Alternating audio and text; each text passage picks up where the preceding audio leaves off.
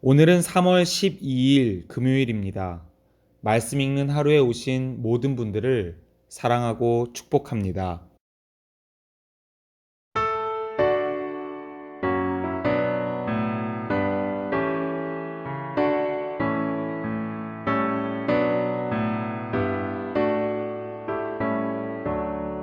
내 주님은 살아계셔 날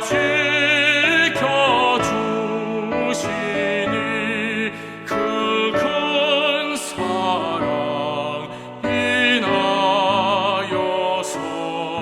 나 자유 얻었네 나의 구원 되신 주님 내 소망 되신 주 항상 나와 함께 하셔 곧 다시 오시리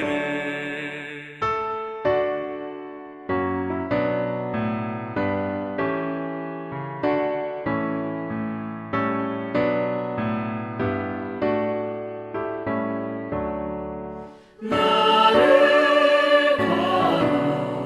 거룩하게 하려 주 너를 부르니 주의 은혜 내게 넘쳐 주 뜻을 이루리 고생 믿음 나 가지고 주 말씀 따르면 주님 다시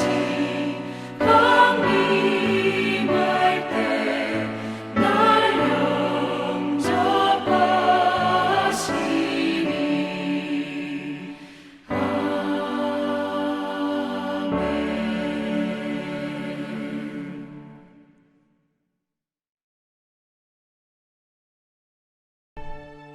부활이 없다 하는 사두개인들이 그날 예수께 와서 물어 이르되 선생님이여, 모세가 일렀으되 사람이 만일 자식이 없이 죽으면 그 동생이 그 아내에게 장가들어 형을 위하여 상속자를 세울지니라 하였나이다. 우리 중에 친형제가 있었는데 마지가 장가들었다가 죽어 상속자가 없으므로 그 아내를 그 동생에게 물려주고 그 둘째와 셋째로 일곱째까지 그렇게 하다가 최후에 그 여자도 죽었나이다. 그런즉 그들이 다 그를 취하였으니 부활 때 일곱 중에 누구의 아내가 되리이까? 너희가 성경도 하나님의 능력도 알지 못하는 거로 오해하였도다. 부활 때에는 장가도 아니가고 시집도 아니가고 하늘에 있는 천사들과 같으니라. 죽은 자의 부활을 논할진대 하나님이 너희에게 말씀하신 바 나는 아브라함의 하나님이요 이삭의 하나님이요 야곱의 하나님이로라 하신 것을 읽어보지 못하였느냐? 하나님은 죽은 자의 하나님이 아니요 살아있는 자의 하나님이시니라. 무리가 듣고 그의 가르치심에 놀라더라.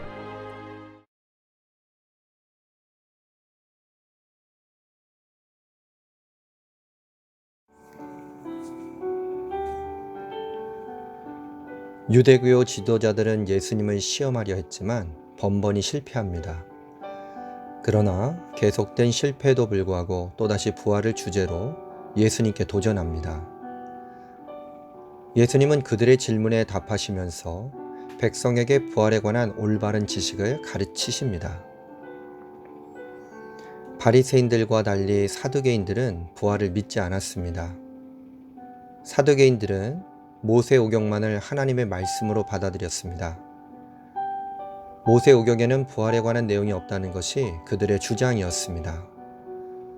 사두개인들의 이러한 잘못된 신념을 알고 계셨던 예수님은 모세오경에 나타난 하나님의 능력을 오해하고 간과하는 그들의 무지를 지적하십니다.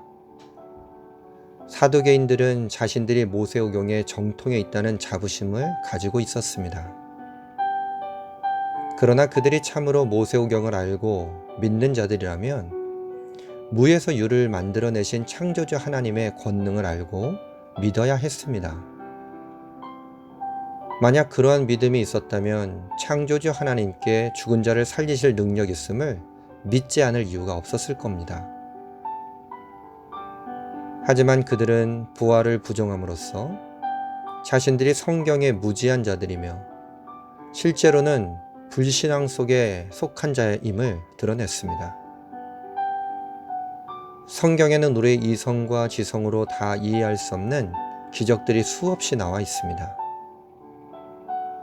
그렇기 때문에 단지 이성의 기초에 성경을 해석해서는 안 됩니다. 만약 우리가 이성에만 의지한다면 우리도 사두개인들처럼 불신앙에 빠지게 됩니다. 성경의 첫 구절은 하나님이 이 세상을 창조하셨음을 선포합니다. 하나님의 무한한 능력과 영광을 받아들이라는 도전입니다. 우리의 이성을 뛰어넘어 성경의 가르침을 믿음으로 받아들일 때 참되신 하나님을 만나게 될 것입니다. 죽은 자를 살리시는 하나님의 권능을 깨닫게 되고 성경을 제대로 이해하는 여정을 비로소 시작하게 될 것입니다. 부활에 관해 사두개인들이 잘못 알고 있던 것 중 하나는 부활 이후의 삶이 이 땅의 삶과 동일하다는 생각이었습니다. 그러나 예수님은 부활 후의 삶은 이 땅의 삶과 차원이 다르다고 말씀하십니다. 일례로 부활 후에는 결혼하는 일도 없고 부부관계를 맺고 살지도 않는다고 말씀하십니다. 이 땅에서 가장 친밀한 관계 중 하나가 부부의 생활입니다. 그런데 그렇게 친밀한 부부의 생활마저 불화와 상처로 얼룩질 때가 있습니다. 우리가 가진 연약함과 죄성이 갈등을 일으키는 것입니다. 그러나 부활 이후 우리가 경험하게 될 모든 관계는 세상의 그 어떤 관계보다 더 친밀하고 연합된 관계일 것입니다. 예수님과 생생한 교제, 그리고 연합을 통해 우리는 지체들과도 온전한 하나님과 사랑의 관계를 맺게 될 것입니다. 하나님의 백성에게는 이처럼 하나님 나라에서 예수님과 함께하며 성도들과 더불어 영원한 생명을 누릴 때가 기다리고 있습니다. 그렇기 때문에 그리스도인은 죽음 이후 모든 것이 끝나버린다는 허무주의에서 벗어나 지금부터 주님과 동행하는 삶을 누리면서 부활 이후의 영광스러운 삶을 소망하고 기대하며 살아야 합니다. 우리가 주님 앞에 서는 날 우리의 행위들이 그분 앞에 다 드러날 것입니다. 각 사람에게 칭찬과 영광이 주어질 것입니다. 그러므로 성도들은 이 땅에서 하나님이 기뻐하시고 칭찬하실 만한 삶을 살도록 힘써야 합니다. 이 땅에서 겪는 어떤 어려움도 부활 이후에 누리게 될 영광과 비교할 수 없습니다. 하나님의 백성은 영생의 부활을 약속받은 사람들입니다. 예수님이 부활의 첫 열매가 되셔서 우리에게 부활을 확증해 주셨습니다. 그러므로 우리는 부활을 소망하며 하나님의 일에 최선을 다해야 합니다.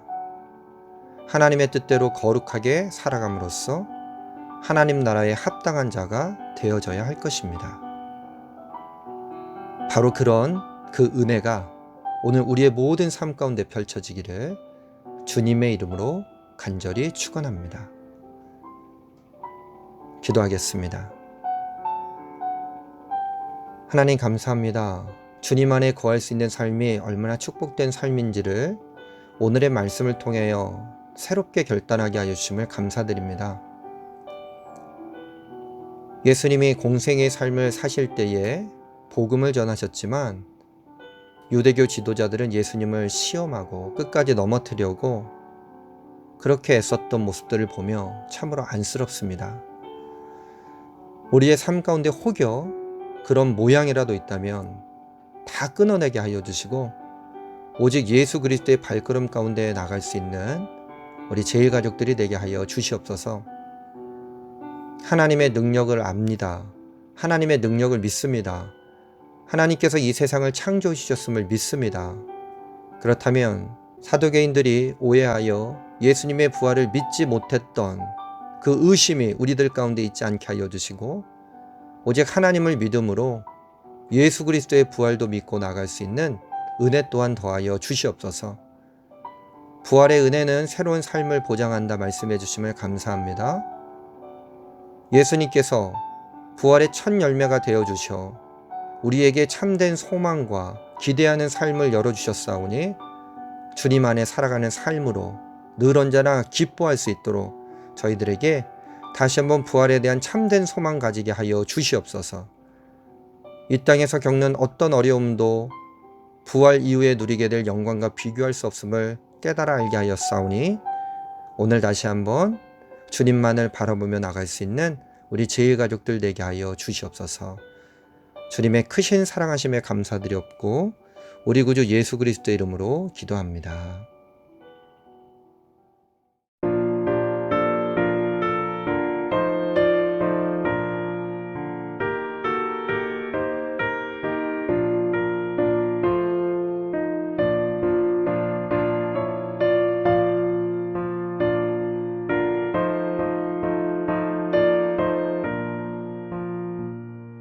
주님의 마음을 못 받는 자, 그 맘에 병락이 찾아오면 험악한 세상을 이기리 하늘로부터 임함이로다. 주님의 마음 본받아 살면서 그거룩하신 나도 이루리. 주 모습 내 눈에 안 보이며 그 음성 내 귀에 안 들려도 내 영혼 날마다 주를 만나 신령한 말씀 늘 배우도다. 주님의 마음